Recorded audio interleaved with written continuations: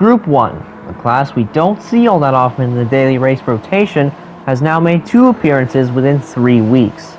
The first of which was a 50-minute endurance at Le Mans.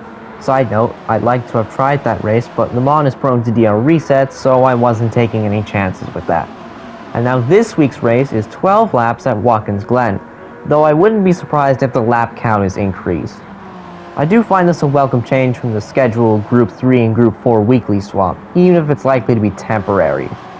If you're still struggling to get a hold of these high-powered and high-downforce cars like in Group 1 and Group 2, we'll cover some basics and tactics used to drive these cars, as well as the specifics for this week's race.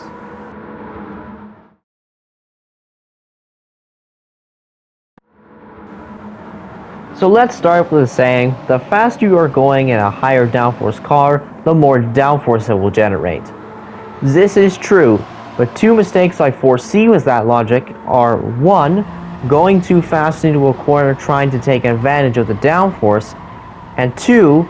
Throttling too early, hoping that the downforce will make the car grip up and allow for a faster exit speed. Instead, coast a little bit longer before throttling to allow the car to rotate through the corner while keeping it pointed where you'd like it to go for the exit. Here is a corner from my best time trial lap I sent on Monday. The line could definitely be better there, yes, but take note of how long I wait before I'm getting on the throttle.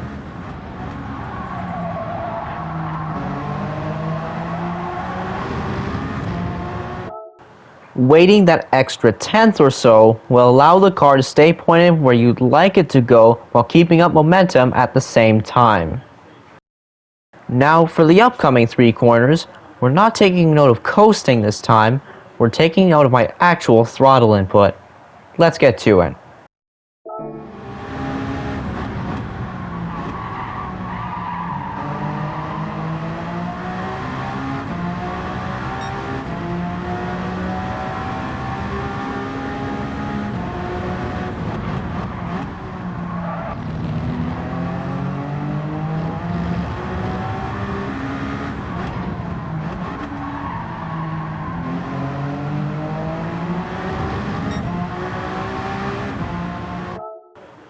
What did you notice?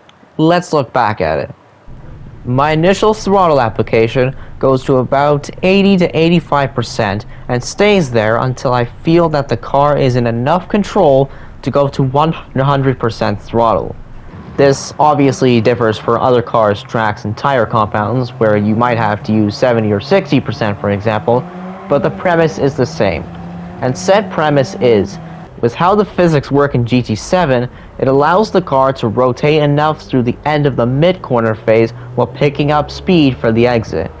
With faster cars like Group 1 and Group 2, it keeps the car's speed up and doesn't allow it to slow down to a point where it starts to induce wheel spin. And in the case of these hypercars specifically, it engages the hybrid system earlier and allows the car to accelerate much quicker. I have put up 2 different clips here to demonstrate lines and confidence as well, as nothing is done perfect without practice. Watch my inputs for both clips. The first clip is my very first lap in a race on Monday.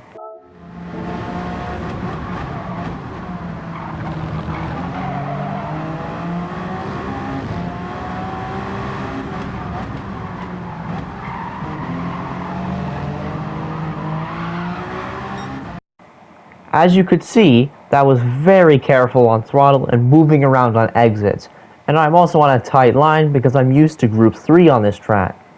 Now, the second clip comes from my 3rd race of the day when I set my fastest medium tire lap.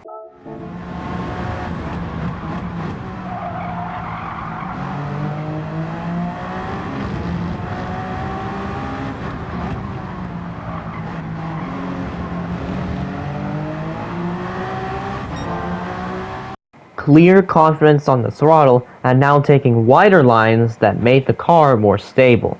Putting in the practice will get you used to these cars very quickly.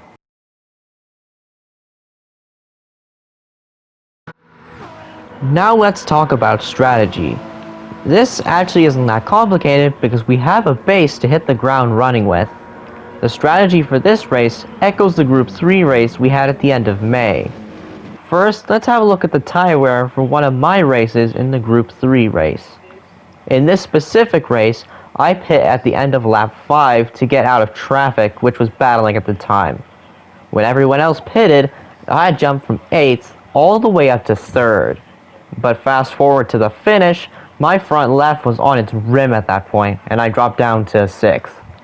It was worth a try though. Now let's look at the Group 1 race. I pit at the end of lap 6, and going on to the last lap, my tires are looking just fine. But Alexoni, I'm not sure how to pronounce that, pit at the end of lap 5, exactly what I did in the Group 3 race, and their front left looks toasted enough for the PB&J to go on. Also exactly what happened to me in the Group 3 race. We could chalk this down to levels of tire management, but that is still a massive difference. So the takeaway from this is, optimally you want to pit on lap 6, but if you're really good at saving tires compared to your rivals, you can try a lap 5 pit. This could change if the lap count changes midweek though. Not to worry if it does happen, as in general, the softs seem to last 6 laps optimally, maybe 7 if they're saved well enough. So both strategies can work.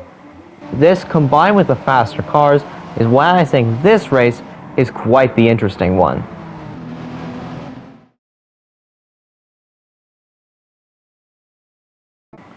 Now let's look at how you are not alone in your potential struggles. Anyone at any level can have their struggles.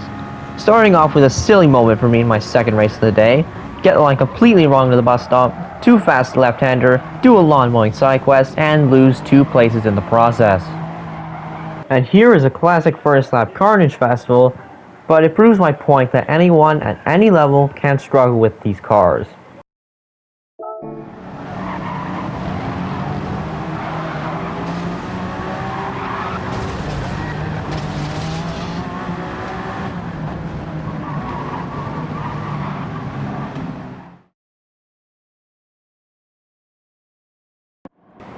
So I hope you found my tips and tricks for the cars and this race helpful. Maybe you realize something you can apply to the track. And I definitely hope it drops your lap times and increases your confidence with these higher powered machines. Thanks for watching, and I'll catch you around.